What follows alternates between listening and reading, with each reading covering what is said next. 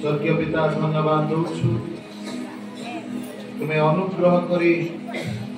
आमको तुम चरण तल को आसवा यही सुंदर अवकाश देल बोली धन्यवाद करुछु। मांडलिक भाव यही स्थान में समवेत जेतेक तुम दास दासी माने समस्ते आमने एकचित हो तुम गौरव करुछु प्रभु तुम धन्यवाद करुछु कारण तुम्हें अनुग्रह करी आमको जीवन रे आउ एक वर्ष संयोग करिछु प्रभु ए वर्ष को आम समस्त को आमने तुम चरण तले समर्पण करुछु तुम्हारी पवित्र संकल्प तुम्हारी पवित्र योजना अनुसार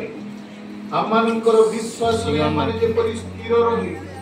ए वर्ष तमाम तुम्हारी सेवा रे प्रभु विश्वस्त विश्वस्ता हबो सही प्रकार अनुग्रह कर मंडलीर निष्ठा पाई मंडलीर उद्दीपना पाई मंडलीर सकल उत्तम कर्म निमंते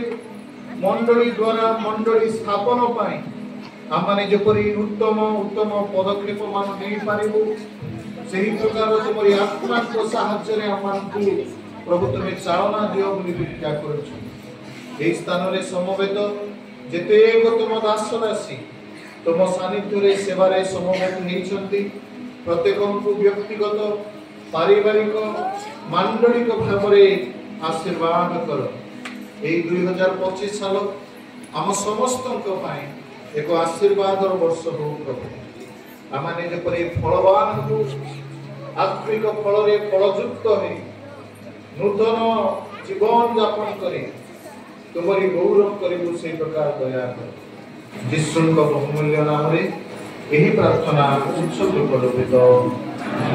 समस्त जोर रे कहवा आमेन।